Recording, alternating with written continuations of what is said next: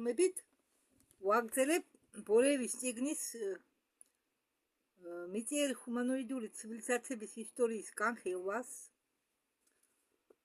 და შემდეგი თემა არის დედამიწის სული სანატი კუმარი. რაც შეეხება დედამიწას,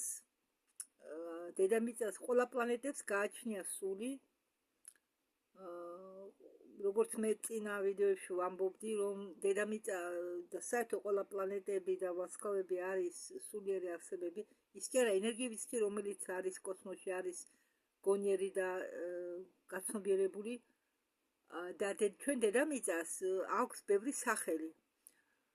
ნახევარი პლანეტა ნებისმიერი არის დედრობითი, ნახევარი მამრობითი.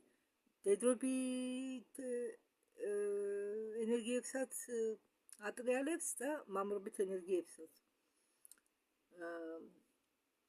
და სახელები როგორც თქვი ბევრი აქვს. მაგალითად ერთ-ერთი სახელი არის გაია, გაიუშკა. მეორე სახელი ეს არის სანატ კუმარი, სული დედამიწისა, ეს უკვე მამრობითი სახელია და გაია არის მოგავს დედრობით სახელს. აგრეთვე მინდა ვთქვა, რომ ნუ მიწყენთ თუ გაუგებარია რამე, ჯერ მე თვითონაც ნორმალურად არა ვარ ამ წერალს ძალიან ბევრი წიგნი აქვს და იცით რა, ჯერ მეც არ ვარ გაგებული, როგორც გითხარით, იმ ჩაკრებთან და სხეულის გასცემთან დაკავშირებით და მე ვიცი, რომ ვიტალური სხეული, მაგალითად ბორევმა ახსენა დაბალი მენტალური, დაბალი ასტრალური, ეს ყველაფერი წაიღებს დროს ეს, რომ მე ახლა გავარკვიო და ამისთვის მე როგორც თქვენ შეგვიძლია ცალკე მოვიდიებ ინფორმაციებს და ცალკე ვიდეოს გამოვუშვი, რომ გაუგებრობა გაიფანტოს და როდესაც მე რამეს ვამბობ დედამიწასთან დაკავშირებით, მეტუნეთე ჩემი აზრები, ჩემი მოგონილი არ არის. ამას ის პიროვნებები ამბობენ, რომლებიც ხედავენ წრილ დონეს, მაგალითად ბორეევი ხედავდა წრილ დონეს. არიან ვარსკვლავური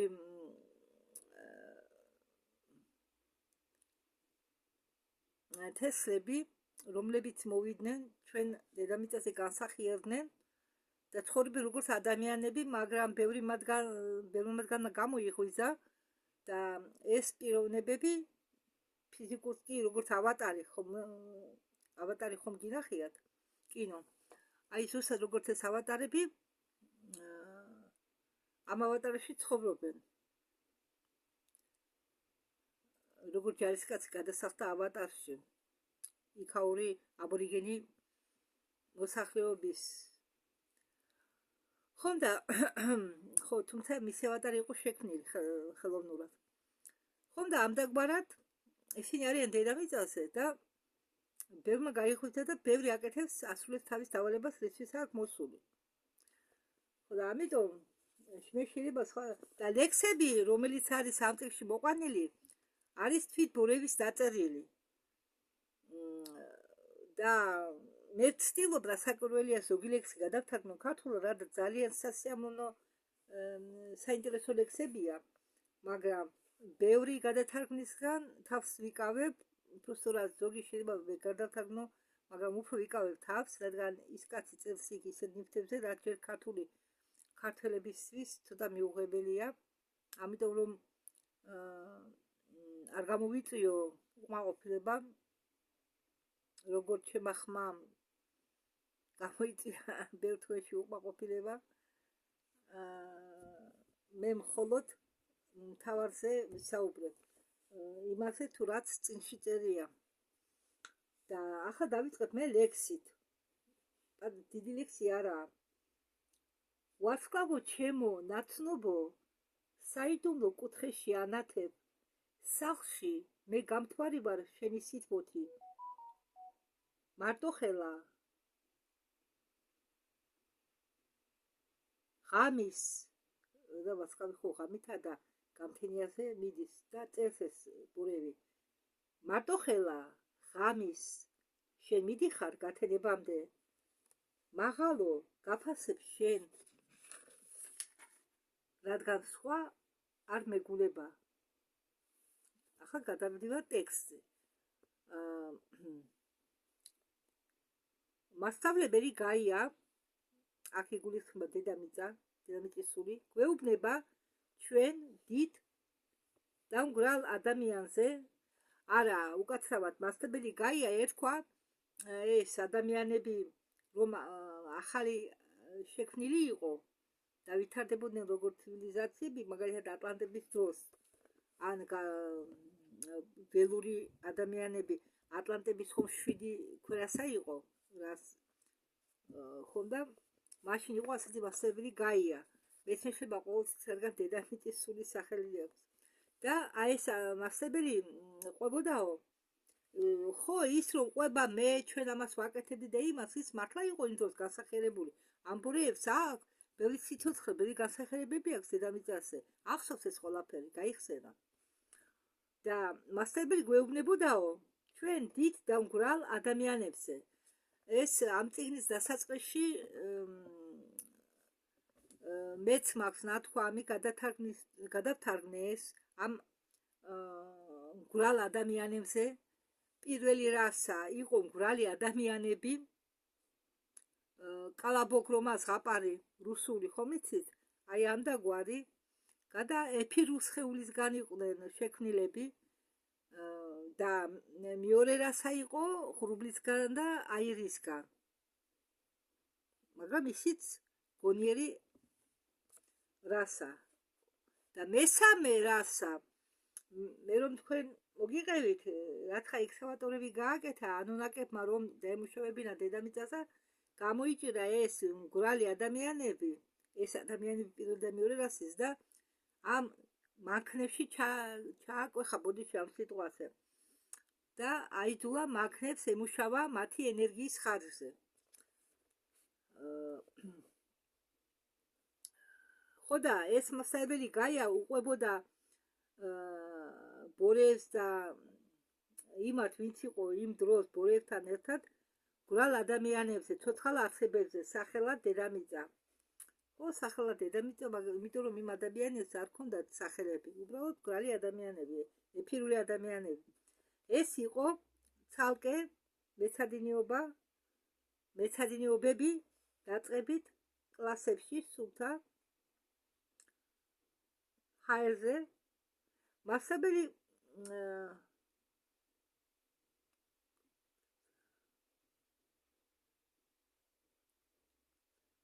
კიდევდა ჩვენ ხელებზე და შევყავდით 64 ადგილებში, აყვავებული ფერდობებზე, ბაიკალის მთებზე. ამ დროს ის ამბობდა მიახლოებით შემდეგს. ბავშვებო, ახლა დახუჭეთ თვალები და შეხედეთ თქვენ მზეს. ხედავთ, რაც მეტი საწვავი ნივთებები იწვის მზის სიღრმეში, მით ძლიერად იცვლება მისი შიდა სტრუქტურა. ახლა მზის ნათება გაიზარდა მიახლოებით 30%-ით. ის იმ მომენტში. ხო, აქ ტექსტი იწყება იმ მასწავლებლის, რასაც ყვება მასწავლებელი და ბრჭყალები იხსნება. და იმ მომენტისთვის ამბობს, აქტივობა გაიზარდა 30%-ით. ნათება მზის. თუმცა სხვადასხვა პერიოდში მას შეეძლო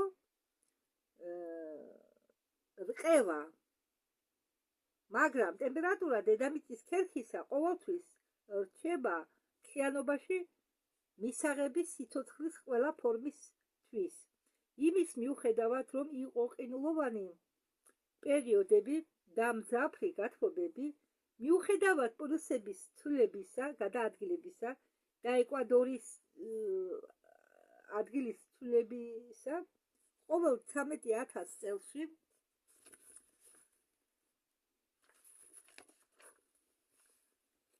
მიუხედავად ატმოსფეროს შეცვლისა ადრეულ ეპოქაში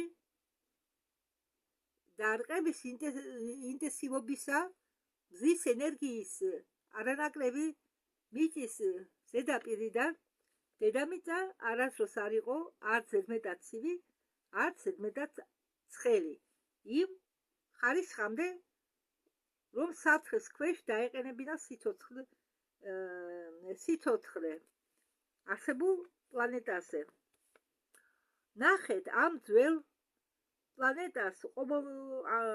პლანეტაზე ყოველთვის იყო საკმარისი წყლის რესურსებით, ხმელეთიც, ოკეანეები, არც ერთ გეოლოგიურ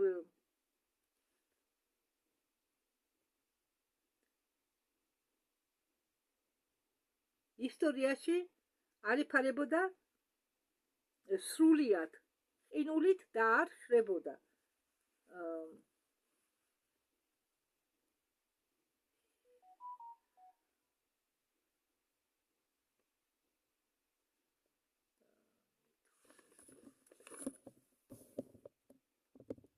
გითხარით, რომელი საიდუმლო თერმოსტატი არეგულირებს საშუალო ტემპერატურას ჩვენ პლანეტაზე, დაუსვა თავის მოწაფეებს კითხვა. მე თქვენ უკვე გეუბნებოდით წარსულ მეცადინეობებზე, რომ ნახშირ აირი CO2 ფლობს უნარით დააკავოს სითბო და მაგით ხელს უწყობს სათბურის ეფექტის განვითარებას. მაგრამ ახლა, როდესაც იმატებს სიცოცხლის ფორმები დედამიწაზე, CO2 შემადგენელი დედამიწაზე ნახშირ აირის შემადგენლობა მის ატმოსფეროში CO2 შემადგენლობა ატმოსფეროში იკლებს, ჟანგბადის რაოდენობა კი იმატებს. თუ თქვენ შეიხედავთ წარსულში, პლანეტის წარსულში, ეს პროცესი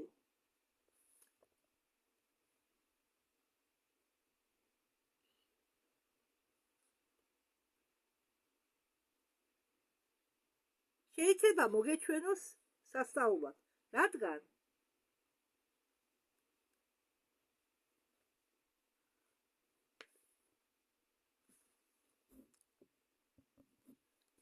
ჩვენი პრა ატმოსფერო, ესე იგი წინა მრავალი წლების წინა უკანდელი ატმოსფერო,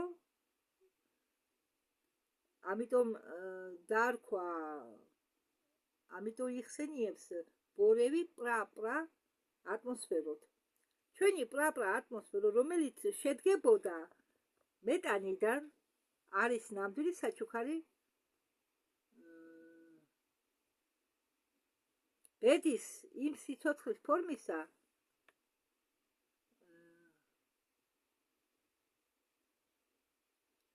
რომლებიც გამოყოფენ ჟანგბადს და რაც მეტად მზის ნათობი ანათებს, მით მეტი სიცოცხლის ფორმა ჩნდება პლანეტაზე. ჯერ ყველა ცოცხალი მცენარეები და ცხოველები ჩაისუდგავდნენ თავიდან CO2-ს, ესე იგი ნახშირ ბადს, და გამოყოფდნენ კი ჟანგბადს, CO2-ს. მოხდარი მცენარეები და ცხოველები გამოყოფდნენ მეტანს, ბუტანს და პროპანს. ესე იგი რამე და გითხარ, ადრე იყო ისეთი სიცოცხლე, რომ მცენარეები და ცხოველები გამოყოფდნენ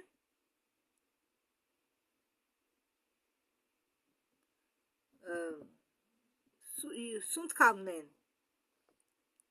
ნახშირ ბადს, CO2-ს და გამოყოფდნენ ჟანგბადს, O2-ს.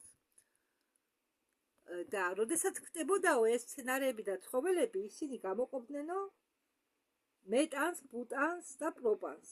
ესეც აირია. ამიტომ ნახშირბადის ფენა, ასე ვთქვათ, ჩქარა იყო გამქრალი. ხო, მონელებული მიწიერი პლანიდან იყო გამქრალი. ამ დროს აქტიურად მზარდი ჟანგბადი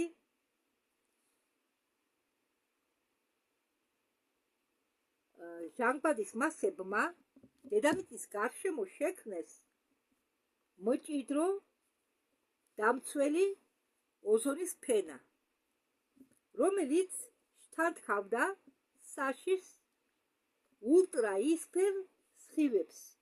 სანამ დედამიწის გარშემო ჯერ არ იყო შექმნილი დამცავი ფენა,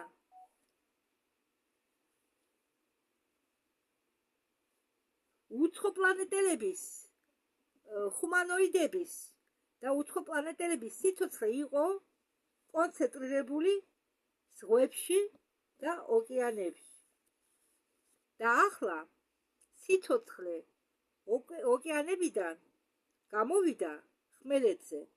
კიდევ გეუბნებით, რომ ის ევას ყვება მასწავლებელი. გაია, სახელად სახელწოდებით გაია. სახელი აქვს ასეთი გაია. აბა ბავშვებო, ეკითხება ბავშვებს, ეს მასწავლებელი გაია. აბა ბავშვებო, მიპასუხეთ,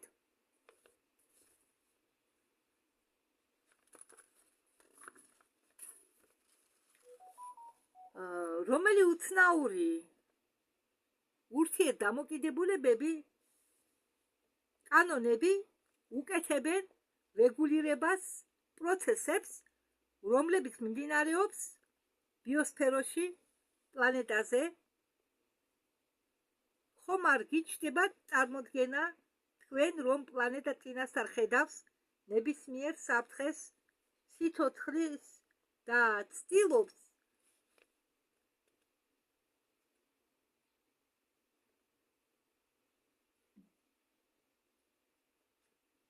თავი არიდოს ნახშირბადის სიცოცხლის გაქრობას თავის ზედაპირიდან. გთხოვთ, მე თქვენ გეუბნებით, გახსოვთ, მე თქვენ გეუბნებოდით, რომ ორგანიზმები დედამიწის ბიოსფეროში შეძლებენ მხოლოდ მაშინ გადარჩენას, როდესაც მარილების და მეტალების შემადგენელი იმყოფება თანასწორ დონეზე, ესე იგი დაშვებულ საზღვრებში. ყოველი ტოლტეკი,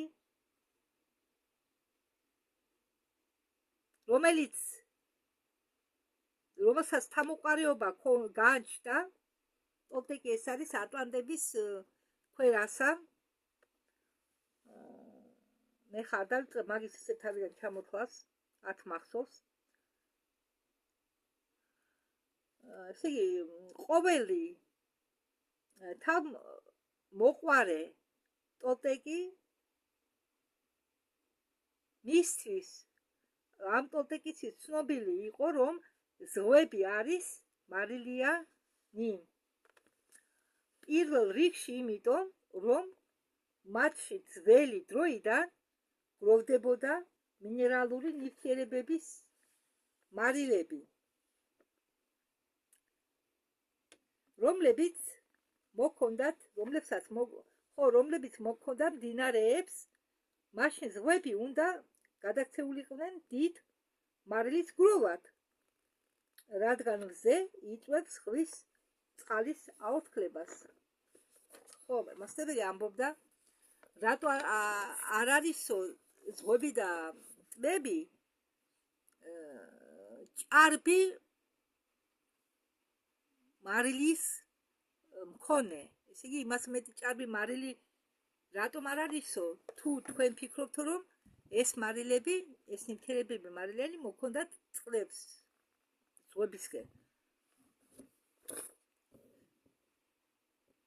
და აქედან გამომდინარე, ხელს უწყობდა კრისტალიზაციას. ეს მზის დასხივება, ესე იგი, რომ დიდი გადაჭარბებული დოზით ყოფილიყო მარილი, ზღვის წყლები ხომ შვება, ზე აშრობს ცხელი ამინდები და მაშინ კრისტალიზაციას დააჩქარებდა მარილების. ხომ არის მაგალითად მარილის ტბები, სადაც მხოლოდ მარილია, დენა, ყრია მიწაზე. დღესაც მარილიანი ზღვა, მაგალითად მტარი ზღვა. წრესე ბრუნვა, რომელიც ცნობილია ყოველი უმცროსი სკოლელისთვის, ვინც ერთჯერ მაინც შეიხედა ქიმიურ ლაბორატორიაში, წყალს მოაქვს მარილები ჭურჭელში.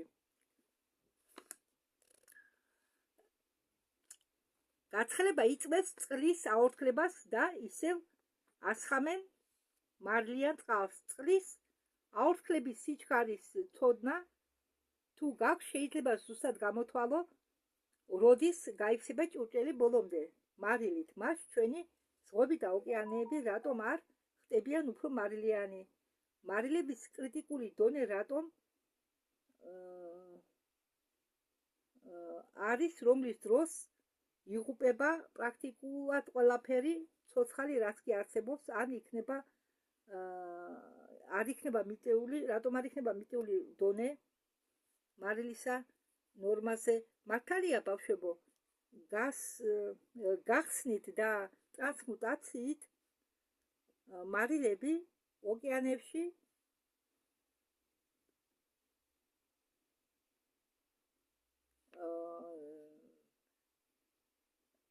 ესე იგი მარილების ნორმის განაწილებით ოკეანეებში საქმიანობს დედამიწის სული სანათ კუმარი. პლანეტის დედამიწის სხეულს ქვია დანუია. პლანეტის სული ურთიერთმოქმედებს დანუიასთან, ესე იგი სული მოქმედებს სხეულთან. ისე რომ ის ავტომატურად ხარს უჭერს პირობებს, რომლებიც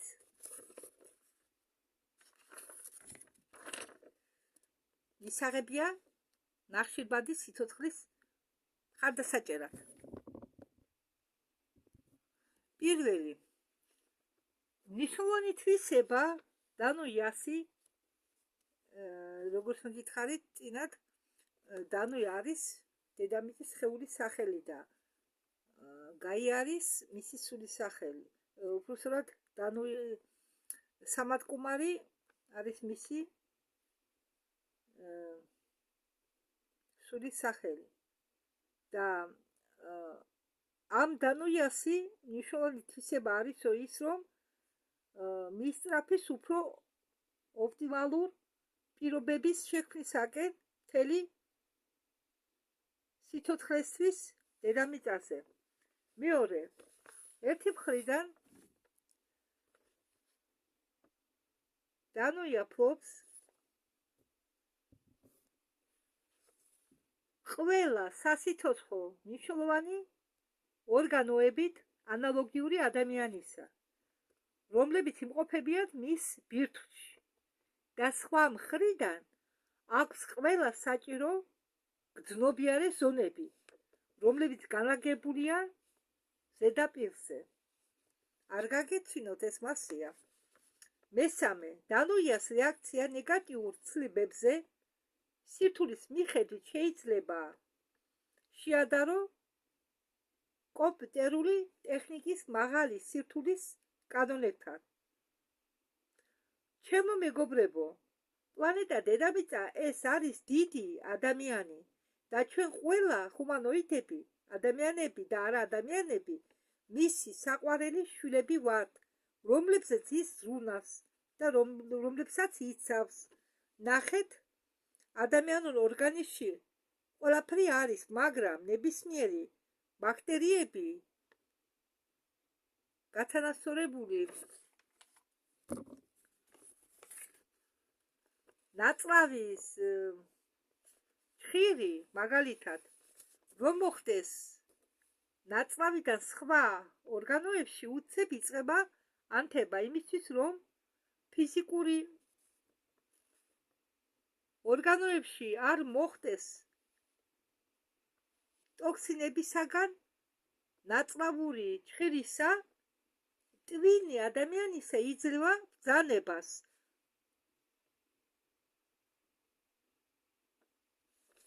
ასტიოს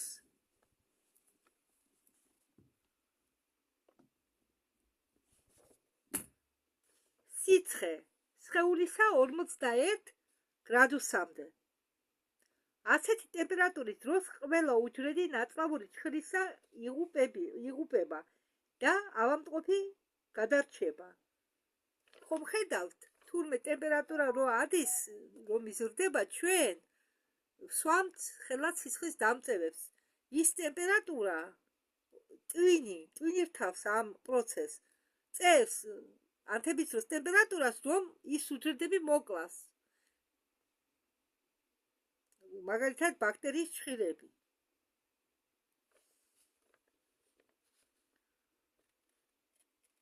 რაღაც დროით ავადმყოფს ძალა არ აქვს მოინელოს საკვები, თუნდაც იყოს დასუსტებული, ყველაფერი გავა. ყველაფერი აღდგება, როდესაც 3 დღის შემდეგ ნაწლავური ჭხირი ისევ მრავლდება მსხვილ ნაწლავში. მასამდე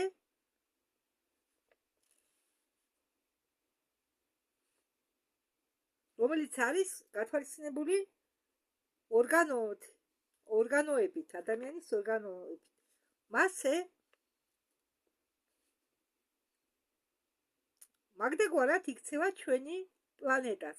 დანუია ის შემთხვევაში, როდესაც ადამიანები პლანეტაზე ძალიან მრავლდება, როდესაც ტექნოგენური ცივილიზაცია იწყებს მოწამვლა თავიანთი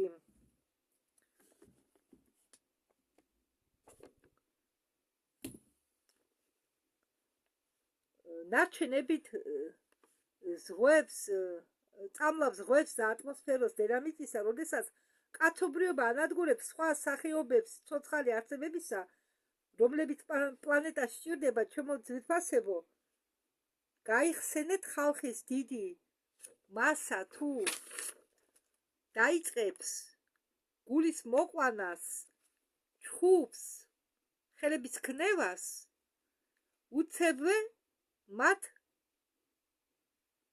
თავებზე იწყებენ შეგროვებას შავი ღრუბლები. გულმოსული და უკმაყოფილო ადამიანების თავზე იწყება ჭექა ქუხილი. თუ ვინმესთვის გაუგებარია, თუ რატომ უნდა იცხოვრო წყნარად და მეგობრულად, მოფრინავენ ქარბორბალები და ქარიშხალები, იღუძებენ ვულკანები და დღემდე უნახავი მიწის ძვრები სამუდამოდ ამშვიდებენ ყველაზე ყვილალა და უკმაყოფილო ადამიანებს. გახსოვთ, მე გეუბნებოდი თქვენ, რომ ადამიანი არ ჩანა კოსმოსიდან და წვრილი დონიდან, ჩანს მხოლოდ ენერგია. თუ ადამიანის ენერგია ანათებს, ესე იგი თუ ადამიანი პოზიტიურია და სულ კარგ განწყობასია და ცდილობს უმიწესად არავინ აწყენინოს ან არ იჩხუბოს,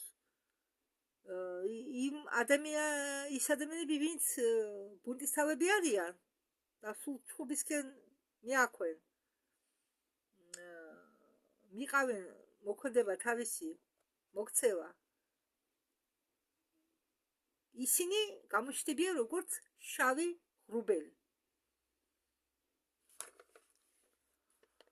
როგორც აკურდება დანუია ყველაფერს, რაც ხდება მის კანზე, მზის სისტემაში და სამყაროში, პასუხი სცვის, მოდით გავხადოთ უბრალოდ სამყარო, წარმოვიდგინოთ, რომ აბსოლუტმა, რომელიც იმყოფება სიცარიელეში, დაიწყო შექმნა, გაჩნდა ბუშტის მაგვარი, ვთქვათ სამყარო, ბუშტისაგან დაიწყო გამოსვლა ახალმა ბუშტებმა, მათგან კი იყოფოდნენ ახალი და ახალი ბუშტები.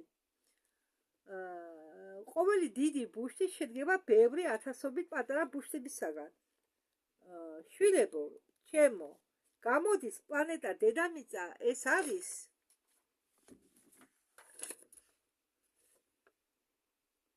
ცუცხვნა ბუშტი, გამოკეტილი დიდ ბუშტში. შეხედეთ, ადამიანები დიდი ბუშტი უჯრედები კი უკაცრავად აქ თუ და არეულად მიწერია, ამიტომ ბოდიშკი ხდით. ადამიანები დიდი ბუშტია, უჯრედები კი ფიზიკური ორგანიზმისა პატარა ბუშტებია.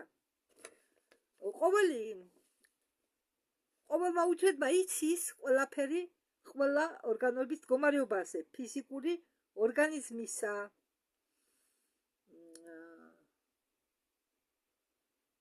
უჯრედის სულის დახმარებით. ჩაკრების და არხები ნადის დახმარებით ყველა უჯრედები, ყველა მოლეკულები, მოლეკულარული ჯაჭვები ცოცხალ არსებაში დაკავშირებულია ერთმანეთს შორის სულის პროცესების დახმარებით. რა არის ნადი, მე თქვენ აგიხსენით, როდესაც ჩაკრებზე ქონდა ვიდეო. ეს იგივე პრანა, სათვიცხვო ძალა. პრანა კი ენერგია. თითქმის გაბარიან ერთმანეთს. ნადი, სიტყვა, ტერმინი ნადი უფრო გავრცელებულია იოგებში. მე ვთვლი, რომ ეს იგივეა, ნადი და პრანა.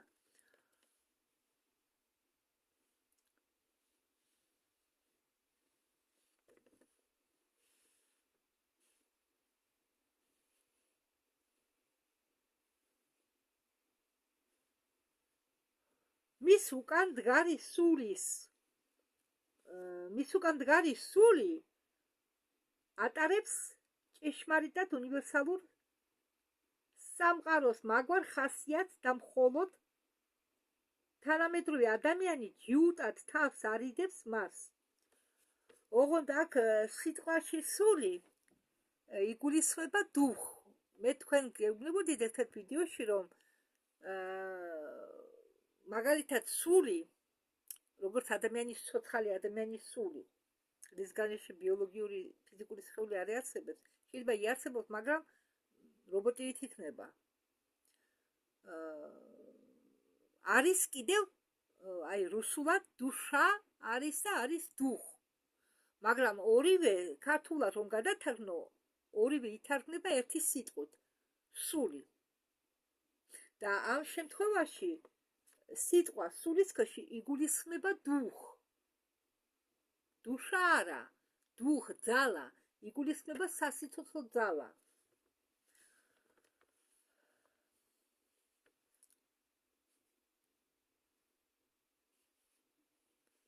დანუი აკონტროლებს ყველაფერს, რაც ხდება თავის ბუშტში. დედამიწის სული, სასიცოცხლო ძალა, დუხ, დედამიწის სასიცოცხლო ძალა ფლობს უნარს ჩართოს, დააჩქაროს, შეანელოს ან შეწყვიტოს ყველა ბიოქიმიური პროცესები. შეანელოს ან დააჩქაროს დრო პლანეტაზე. გაბრუნოს სივრცე, მას შეუძლია სთხოვოს დახმარება სიგნალის გაგზავნით სამყაროში თუ პროცესები კოსმოსური ევოლუციისა მის ბუშტში შევიდა ჩიხში. ნებისმიერი მატერია თავისთავად არ ჩნდება ისე უბრალოდ. არ არსებობს ტყუილად. მთელი მატერია სამყაროში ჩნდება და ნარჩუნდება მხოლოდ ძალის დახმარებით, რომელსაც მოყავს მოძრაობაში ატომარული ნაწილაკები, რომლის დახმარებით მათ ქმნის მინიატურულ მზის სისტემის მსგავსად, რომელიც შედგება ატომებისაგან და ეს ძალა არის სასიცოცხლო ძალა, დუხ, მაღალი ენერგია, მაღალი გონება დევს ელექტრონების საფუძველში. კარგი, მე გადავწყვიტე მეტი არ გავაგრძელო, რადა ეს საერთოდ მე წიგნებს, რომელსაც გადავთარგმნი, მე დიდი თავები, დიდ ვიდეოებს არ გავაკეთებ, თითო გასახილველ თავს მხოლოდ, თუნდაც თქვენ თავი იყოს, რომ თქვენ არ დაიღალოთ და ადვილად გაიგოთ. ამიტომ ეხლა შევჩერდები ამ თავმა წაიღო მხოლოდ 35-40 წუთი, მაგრამ მე მაინც ამას ახლა ავტვირთავ და შემდეგი თავი იქნება იმპერატორი ხუანდი. მაგრამ მე ვირჩენი ახლა ეს თავი ავტვირთო.